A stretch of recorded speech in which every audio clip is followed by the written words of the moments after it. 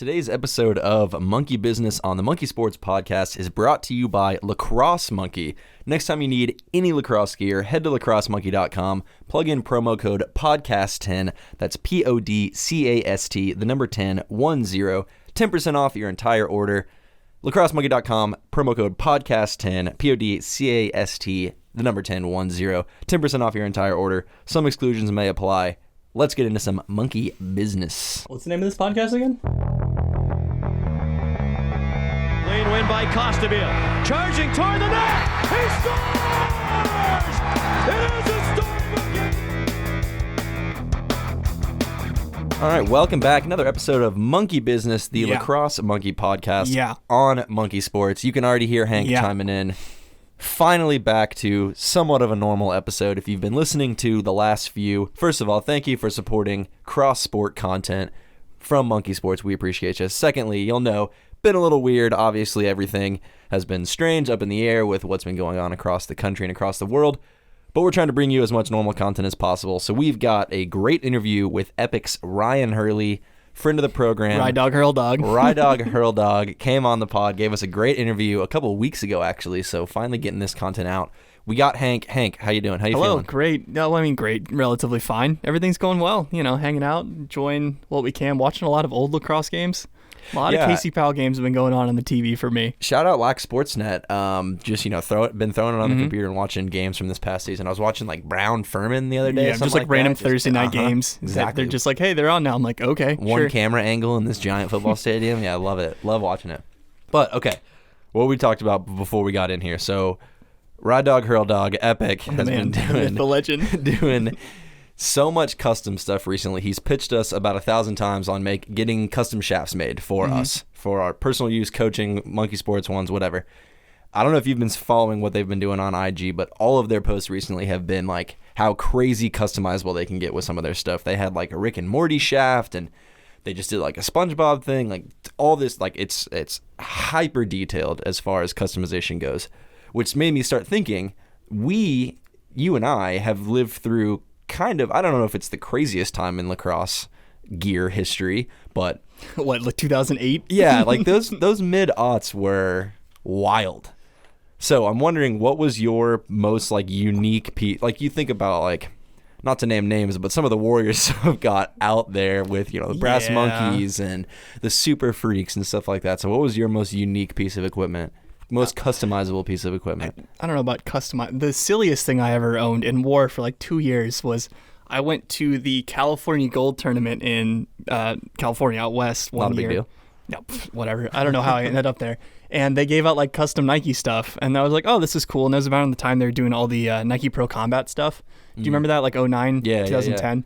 Volt? Volt? Oh, wait, hold on. Oh, it's coming. Sorry, go ahead. So we get there, and like it's like this snakeskin shorts and like this weird like breathable shirt with like the top back had like vents in it so you could sweat out of it. And the cleats that year were a pair of, I think, Huarache 2 in bright Volt. Either Volt yellow, the normal Volt, or there was an orange and there was a blue one. So they gave the yellow one for the Cali Gold guys, Nike did, because it was their camp. They did the blue ones for the blue chip tournament out in East Coast, and I think the orange ones were used again somewhere else. And I wore like Huarache 2 Volt for like 2 years, and they're awful. Like, I bet the blue could have maybe been okay. The blue were kind of cool. It wasn't, so for those who weren't aware, like Volt was this color Nike spent like 10 years developing or something ridiculous, and it was like this very bright neon color of like yellow. And Syracuse wore it in the national championship one year in like, I think 2009, 2010. It's a big Oregon thing too. Yeah, it was big for a while, and they lost in it, and everyone thought it was cursed. And so I wore them for a couple years, and my mom loved them because she could see where I was on the field all the time. And then I switched back to like black cleats or white cleats my last year, and she hated it. She couldn't see me anymore. It's funny that you mentioned the mom thing, because I had some bright blue Warrior, or Brian maybe? Warrior? Whoever made the Super Freaks. I had some like royal blue ones throughout middle school. And then, so those are maybe the craziest thing. I never got into like the Flow Society shorts and all that stuff. Or the like with all the bananas all over it and all that kind of stuff. Yeah, I never really turned into the skid there. But what was funny, like, So my high school, we were literally called the Maroons. So our color was maroon, which Sick. is like was so hard to find. Like It's a tough look. yeah, unless you were doing team stuff, which I think it's a cool color, but like so always had to Very get South color. I mean, unique. UMass is too, but like I don't know. I feel like down here in South, you got like A&M. yeah.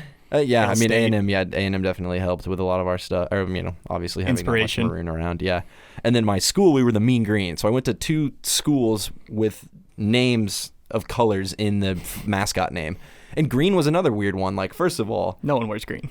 well that and there's no, I swear there's not one color of green. Every single thing I've ever owned that's green has been a different shade. Like I've never had any Kelly matching green, pieces. forest green. But even like Kelly green has been like 9. I have 9 different things that are Kelly green. So that was annoying. But that's maybe the most like unique I got, and I tried to match as much as possible. It's like maroon elbow pads and stuff like that, which was fun. I had the dumbest combo. So Brian, I think in 2012, 2013, they had these gloves called Super Lights that were just cloth and like foam. They were terrible. They sucked. No offense, but they weren't good.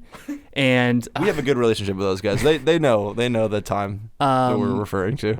not the quality was bad, but the colors were just aggressive. So I had royal blue brine Super Lights, which were just the brightest blue you've ever seen in your life, and a royal blue brine edge head. So they matched. My head color and my gloves matched. And there was another guy on my team who wore the Carolina blue ones, the baby blue ones. Mm-hmm. And we were like a dark blue and gold team. There's no reason for either of us to wear the color. We just thought it was cool, and it was just ridiculous. So See, I never had my sticks never got that unique. I was usually like black shaft, white head. I never really ventured that much further. I never got done with the shafts. It was just the heads. I hate white heads for whatever reason. I can't track the ball when it's in the air when I have a white head. I need a colored head. I same need with, some like, sort of contrast. Mesh and strings and stuff like that's a pretty normal thing, I guess, to kind of customize. But I never really went wacky with the colors there. Do you want to hear the wildest thing I saw this year coaching from a Certainly. shop? So we were out, I think it was, I'm not going to call the kid out. We're out here in the Dallas area, and this kid had a full Rastafarian shaft, warrior shaft. Man. He was a deepole, so it was long, and then he had a full Rastafarian head with colored mesh and colored shooters. How could I forget about the Rasta stuff? Dude, it was wild. I was like, where did you find this stick, man? And the kid was nasty. He scored like 3 goals. He was a pole at like 6th grade. He pulled it straight out of 2006. I was like, dude, what? Who is this kid, and where did he find this gear? And he was just destroying us. Man, the Rasta stuff. Now that I think about it, now that you mentioned that, that's opened part of my memory that I maybe have blocked away. But yeah, the socks I got crazy with for sure. Yeah. The Rasta socks, I had some. I have a picture, funny enough, of me freshman year of high school wearing Lacrosse Monkey socks that I guess I had ordered something from here, but a nice little foreshadowing. And yeah. So the Rasta socks, Rasta was big. Yeah, I mean, helmet-wise, it hasn't been too crazy. I don't know. I feel like there hasn't been a lot of weird helmet like colors, especially. I mean, designs have gone all over the place. I'm out on chrome. I've never liked chrome. Really? Yeah, I've never. I think chrome works for lacrosse. I don't think it works for like football for me. Yeah, I don't know. UMass has some cool chrome helmets. We've talked about that before. Because it's just chrome, and they have like silver in their color. Yeah, if they that's were like true. a blue and red team, and they're like, we have chrome helmets, it's like, why? Yeah, and that's like a weird the Notre Dame combo. gold, like I guess just That's because their I've gotten thing. used to it. Yeah, and that's the thing. I don't know. I've been out on chrome. What about Matt? Matt, I like. I think Matt's cool. Matt White, I've always liked. You put Matt White with like a big logo, like an oversized logo on your helmet. I think that's a cool look. Matt just feels like very 2014 to me. I don't know why. Really? I feel like everyone That's was. what I think about chrome. Though. I feel like everyone was rocking Matt, like for football especially, was rocking Matt like 2014. I think of the Jaguars, the fade helmets Oh, God. that were like black and gold. Wrong sport, Well, that but was just same idea. atrocious. I mean, yeah, that was an atrocity altogether. But on the chrome. Matt, don't. I personally, I just like the gloss. I'm just a gloss white. Just plain. Number on one side, school crest on the other. Super prep school style. Yeah, as I said, it's big. That's big the classic. prep school. I do like using the school crest is cool, but the numbers I've never been in Really? love with. Number on one side, yeah, we did that for a little bit. That's fine. Aren't you anti-vent stripes or something too? I like the mohawk. You don't like the vent, vents? the actual vent covers I think are silly, but like we had my senior year of college, I got to actually design our helmets, and we had one thick green stripe down the middle, which I thought was a really cool look and pretty unique for lacrosse. Ohio State does that, but it goes to the They face did the mask. ones that went down the face mask. And I wonder if STX that's hard to helmets. see out of. You'd think it'd be distracting, right?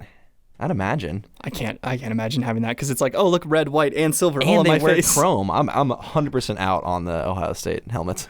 I'm out on Ohio State. 100% out. Chrome and face mask stripes. Wrong. Tough look for the Buckeyes. Yeah. All right, well, with that being said, let's get into the interview with Ryan Hurley. one of the first employees of Epoch. Talks a little bit about how he became a part of the company, his time playing at Cornell, top tier Ivy League school, not a big deal. Brought that up a couple times in the interview and out of the interview. So great interview with our guy Ryan. Check it out.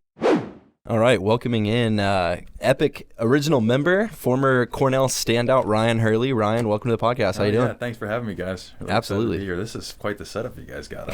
Something. We try our best. So we'll start with really those early days of Epoch. Kind of start really where the story begins with that. So talk a little bit about kind of where you've seen it, or rather where it was when you first jumped on.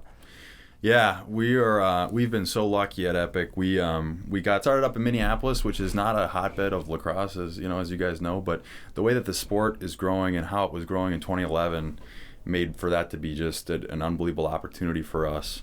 And with a focus on carbon fiber and technology, we kind of hit it at that right moment. And so yeah, we kicked it off up in Minnesota, and from there we just slowly grew one step at a time, and now we're here a number of years later and into pads, into the PLL and NLL, working with UNC, Army, West Point. So it's crazy to see the story and where we've come, but that's kind of how we got started, just with an idea and coming here with carbon fiber sticks and try to make things a little bit better and move the game forward, and focus only on lacrosse. So that's kind of how we got going, and it's really been fun. It's we're my mom says I skip to work every day, so it's so I think that's certainly true still.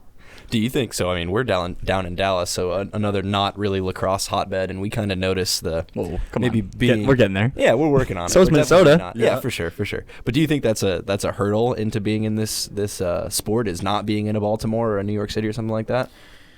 I don't think so. I certainly was intimidated growing up being a lacrosse player out there. So I know that, I remember what it's like to be like, wow, all these guys. But, as the coaches always would say, the kids put their pants on one leg at a time. And it's certainly grown, now seeing kids in Minneapolis, and I'm sure it's the same down here. I read about kids down in the Dallas area that are lighting it up and star recruits and things like that. So it's been awesome, and cheering for those guys. It's a fun story. It's a lot easier and more fun, I think, sometimes to cheer for them. But the way the sport's growing and with internet and everything like that, you can certainly reach out to people, tell your message and your story, and if you're true to the game and being authentic, which you guys certainly are, and we try to be, is it's a way that you can resonate and kind of get past and get out there in front of people. No, for sure. And from a recruiting perspective, nowadays it's so easy, right? You just upload a YouTube video of you playing at like 4 fall tournaments and you're signed to like a D1 team, right? Yeah. So for you, someone back in, the late 2000s, how was the recruiting process for that? Because it's just, you got to get lucky and someone's got to see you, right? Or you're sending videos out. What's kind of the strategy? Yeah, for me, it was super lucky. I got connected actually. I was thinking about playing hockey, being in Minnesota, that's what everybody wants to do, makes sense. Mighty Ducks type of thing, you're out there. And but I had a coach Rob Graff, and he kind of was a guy that had played out at Harvard. He was a New York guy, and said, hey, Ryan, I think you could actually do this. And from that moment on, I was like, all right, I'm going to go for it. But at that point, we had Cornell was doing a camp in Minnesota at the time, so I kind of got introduced to the coaches. I got introduced to high level, type of lacrosse, and didn't really get recruited out of there, but I was able to get my foot in the door, or kind of start to make some connections, and then after that, was able to get on a Minnesota team that went to some team camps and stuff, and make an all-star things. So. And my mom was my big agent. She was out there calling people and stuff. Sending the emails, spamming them out. She was one of those, yeah, for sure. But yeah, certainly got lucky, growing up at that time. But I was really thankful for the way things shook out and to be able to go play lacrosse out at. So did Cornell came to Minnesota and like put on like a camp, like a prospect camp, or was it like a clinic kind of thing? Yeah, it was them and Loyola. Some coaches through some connections said, hey, there's an opportunity, and so there was basically your regular lacrosse, coaching day camp type of a thing. You're kind of like more of the clinic, kind of like teach how to do stuff. It was exactly less so recruiting. Exactly. That's kind of cool. Yep. And it was awesome for kids in Minnesota, because that was the only touch of high lacrosse really at that time that you could get, and so we were eating it up, and so I got to introduce to the coaches, got to see how those guys worked, and really fell in love with the coaching staff. But no recruiting really came out of that for me personally, and just kind of through the grapevine after a couple of years, and the couple teams got finally said, oh wow, yeah, you're that kid, and type of thing. So circled it back around after that. Was Cornell one of the top choices just throughout your recruiting process, or did you kind of look around? I looked around. Looked at Notre Dame. Jamie Monroe was over at Denver, and he was really big, and we had a lot of conversation there. But I certainly was excited about Cornell. I got to know, as I said, the coaching staff, and then just kind of the prestige of the school, and knowing that, lacrosse you might play for a little while, and then after that you're going to be in the business world, or you're going to be out there with a real job. The education and things like that, for me, I couldn't pass up. And a funny story, I was being from Minnesota and then on hotbed, I was like, I'd never been to New York State at all, and so I was like, oh, Cornell, and I'm thinking to myself, I'm like nervous going out for my recruiting trip. I'm like, oh, it's going to be like New York City, And little did I know it's in Ithaca, New York, so it's like, it felt like, back at home. Yeah, and so I'm like, all right, this is awesome. This isn't scary. I can do it. So that was fun. So when you went on your recruiting trip, were you like staying with players, or were you with your family still? How was it? How did that work back then?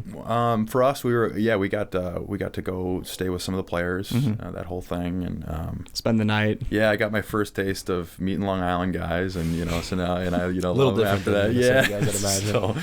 So a kid on my recruiting trip was like, Dad, all right, what year you could play left side? All right, I'm gonna play right side attack. We're gonna start freshman year. We're gonna score 100 goals. So it's like, and for me, I was like, oh man, this is a whole nother thing. But it was awesome. Yeah, Mitch Belisle was there. A guy that played a long time, and the team was you could tell they were on the start of something special, and so it was really cool. Yeah, so to be there and be on a college campus really was the first time for me. That visit was, but felt like home, so I loved it. We've joked a little bit about your post-collegiate playing career. Yeah. If you want to give us the short rundown on that. It's certainly a short rundown, that's for sure. Was it something that you had kind of planned, like you wanted to go on and keep playing, or was it like, I'm starting with Epic and trying to get into the professional world more so? Yeah, I hope so. I always wanted to. It was a dream of mine to get out there and play, and I always wanted to play with Casey Powell. Don't win all, man. I know, but you want to know what sucks is I got out there and I was on the Bayhawks, and he joined the team later that year, and by that time they were like, we've had enough of Ryan playing out there, and so I was riding the bench after that, so I never actually got to play with him, which I was bummed about, but yeah, so it was cool. I got picked up by the Bayhawks. Actually, the summer after, somehow, maybe because I didn't have Quint Kesnick had me big on the number 19 on his big board and this whole thing, and all the draft picks passed, and I didn't go that summer after my senior year, which was a bummer. I went the next year, and I played pretty well, and I remember I was bummed because coach didn't start me the first couple of games of the year, even though I had a really awesome training camp, I thought. And later on, I found out we were there after a game having wings and something, and coach was like, because I had finally gotten a game and I scored a goal, I can't remember. And he was like, you know what? I didn't play you because, I saw you had rib pads on, and back in my day, guys that had rib pads, they weren't that tough. And I was just like, wow, but it was incredible. I always looked up, I grew up watching the Bayhawks play, and so to be able to put that jersey on, it's, it's still hanging up back at home, and got in a handful of games. And yeah, for me, it was just being in Minnesota, there was a little bit of a struggle because I wasn't training, I wasn't playing as well. After that season was over, wasn't keeping my game sharp, and so it was a short couple years after that.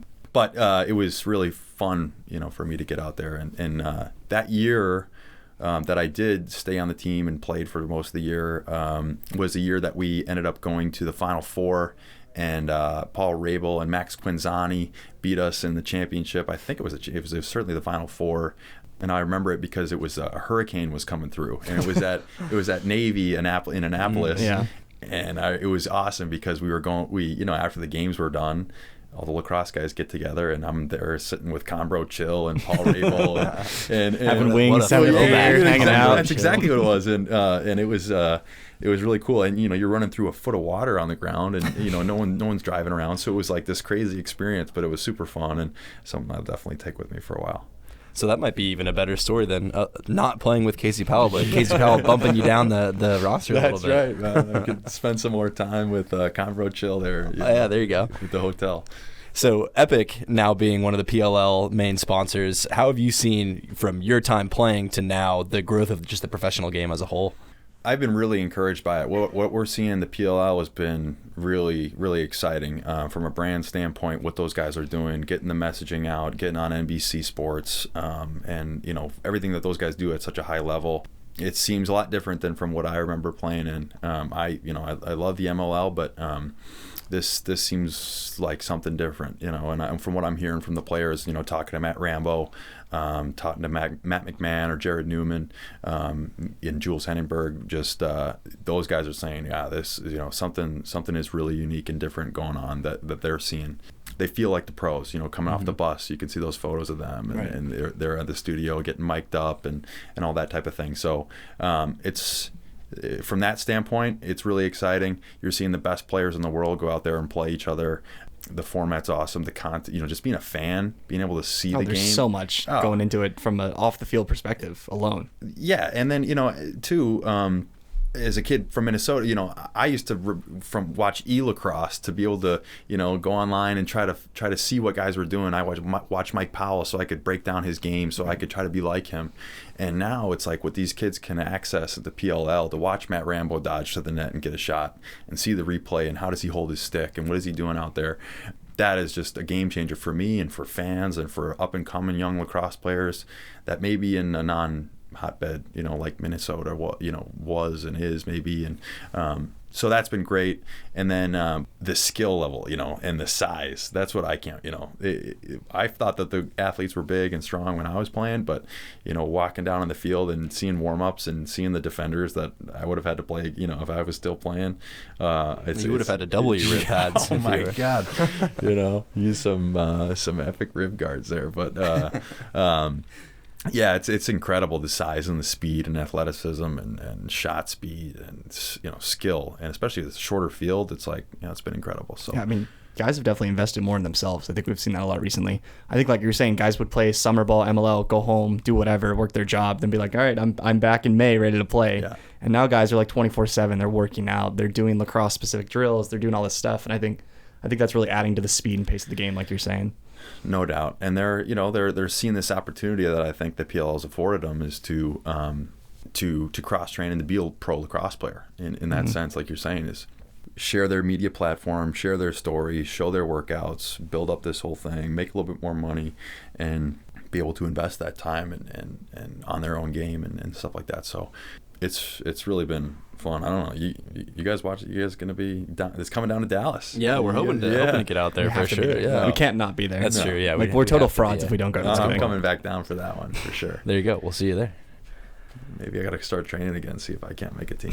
Water Dogs, baby. Breaking news. Water Dogs. Yeah. Ryan Hurley back. What do you think about the Water Dogs branding and logo? The purple and dark. I love it. You like that? Yeah, I'm a Viking. The purple, the Vikings. Yeah, that's what I'm saying. Sure. Skull. Okay. I don't know.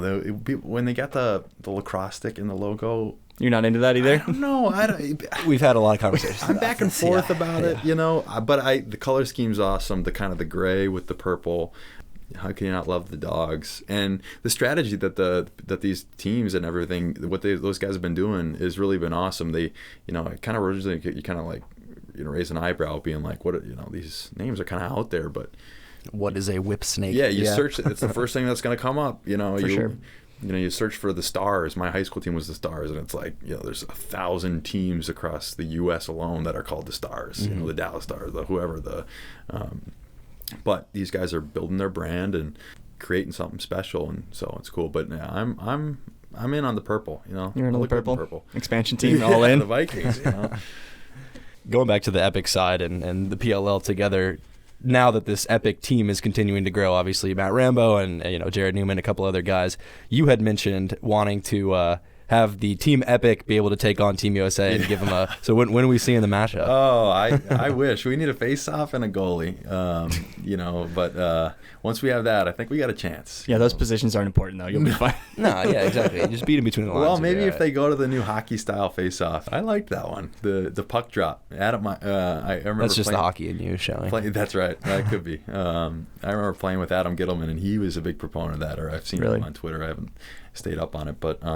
I think we could, at attack, Matt Rambo, Jules Henenberg. We just signed Connor Fields. So not bad players. not bad strong players at all. Top three. And then, you coming off the bench. Well, player coach. Coach. Emphasis Player on coach. Emphasis on player. Yeah, tape them up. I can do that. But, then we got John Sexton. We got Jared Newman. We got Matt McMahon. We got Troy Ray. So there's just all these guys, and I was teasing you before, but we're in talks with some other guys that are game changers on the field. They're huge names.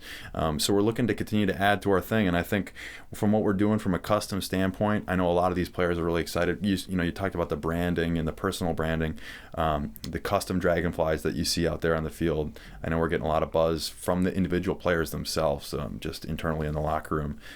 So that's been awesome, but it's opened up opportunities for us to talk to some guys that I think we can add to our stable of players, and I certainly think that we'll be able to take on some national teams coming up soon. We got some firepower at the Epic team. So it seems from the y'all's social media and everything that Rambo especially is really hands on. He's in there and he's putting sticks together and really giving a lot of insight. But maybe for those that don't know, kind of explain how much like having those athletes benefits you guys as a company continuing to progress and get bigger. Yeah, it does. We for a while we were kind of staying back. We thought that the college game was really influential as far as kind of what kids are looking up to.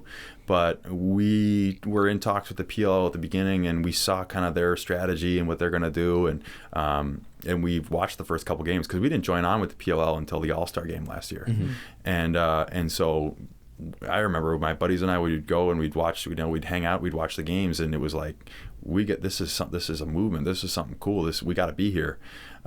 So we quickly realized that with what PLL has been leading and everything like that we have to be there, and these pros are influential, and we certainly saw it when Matt Rambo, was carrying his team. He was leading the league in points, and he was taking the Whip Snakes to the championship game, tying that game, OT winner.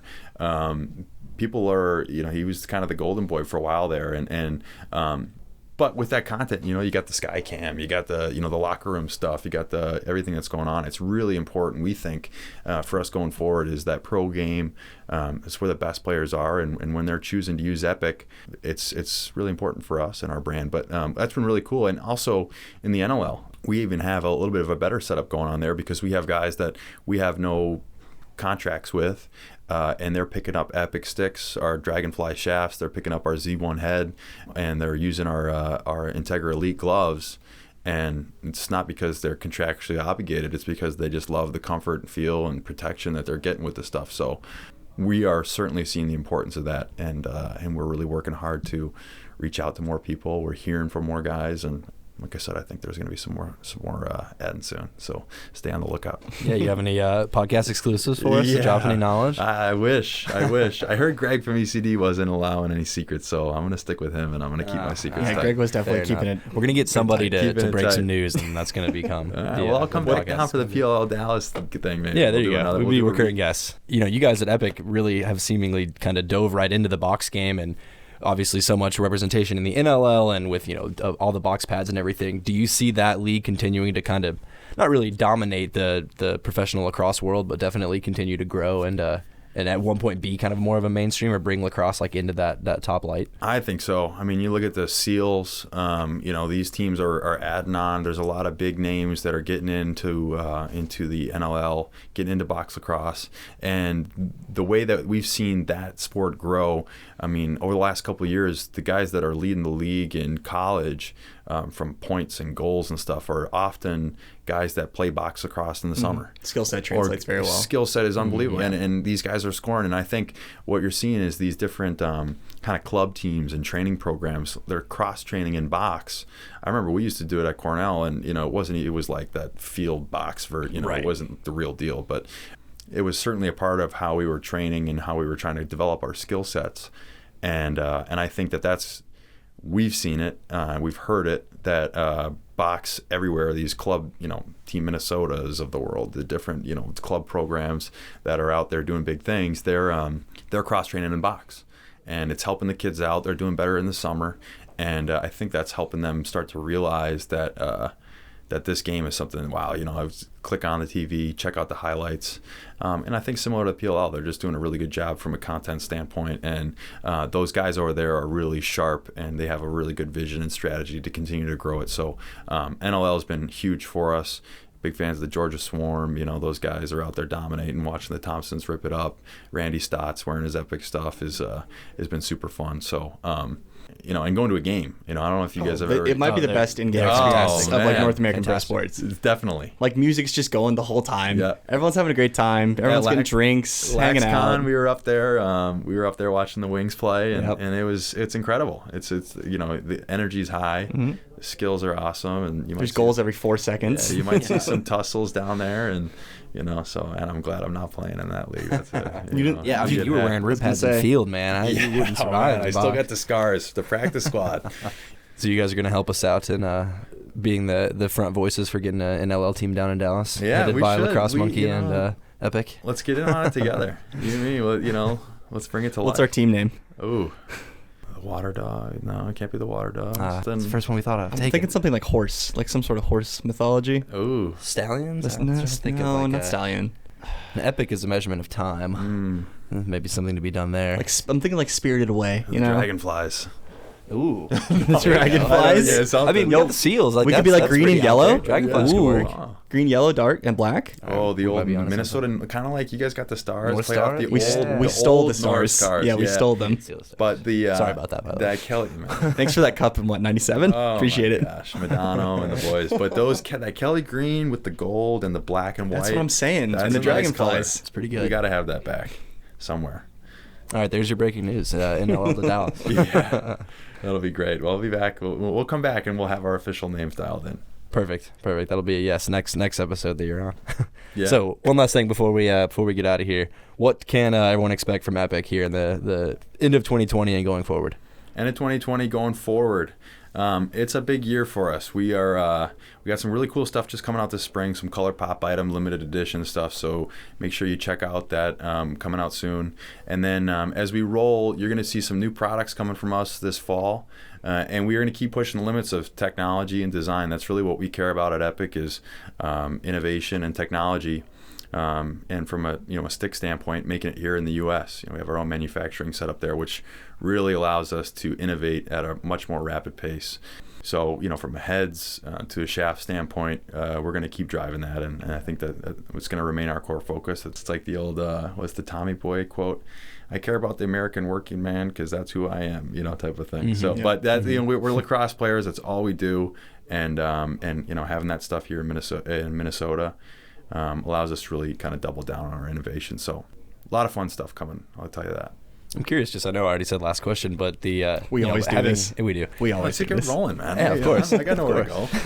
We got some Texas barbecue waiting for us. That'll be here in a little bit. That's right. But having everything be in the U.S. and obviously you guys being one of the leaders in just innovation within this sport, how much, or rather maybe, what's that R&D process like of having an idea and thinking like, oh, let's go try to make something and see if it works, or what's the back end before coming out with like the Dragonfly 10 or something new that's going to change the game? Well, it's really cool because we have that manufacturing facility up in Minneapolis. We can have guys like Matt Rambo or Jared Newman or Matt McMahon come in town, and what we can do is we can have a couple designs of new shafts or new design, new flex, new shape. We can have them ready to go out to the field, test them out, get some feedback from the players in real time, go to lunch, and while we're at lunch, we can have our engineers take that feedback, work on prototype version number 2. And by the time lunch is over, we can have new sticks ready to go, and we can already have that next round of innovation happening within a couple hour span, which is a game changer in this space. Especially leading the way in carbon fiber technology and stick design and flex and shot speed. There's a reason why I think you're seeing some of the guys that have won fastest shot competitions be wearing or using Epic stuff over the last couple of years. In the head space, you're doing the 3D printing and things like that, which has really allowed us to jump in the scene a lot faster, is because of this really cool technology where you can, same thing, in a couple hours, you can make a stick, test out how it strings, test out how it feels. But then just kind of, again, being only focused on lacrosse all the time, talking to our pros and just keeping our head down and trying to come up with new ideas. that's really what we try to do, and it's actually kind of been exciting and fun to see a lot of other brands kind of start to jump in and mimic or come after ideas that we've been trying to lead the way on. I think you see that in some different areas, whether it's a lot of people now coming into the carbon fiber shaft space, some of the new curves in the women's head.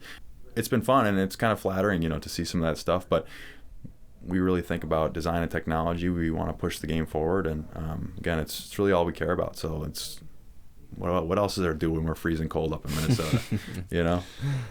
Yeah, exactly. 10 months of winter. All you gotta do is innovate. Besides, crack a couple cold ones and just start designing. A little mystery Alaska hockey action going on up there. We have to have you guys up. We'll do the podcast up there next time. Hey, for sure. We'd love it. The traveling setup, we'll figure it out. Yeah, PLL's coming to Minneapolis too. Is that field nice? That Minnesota field?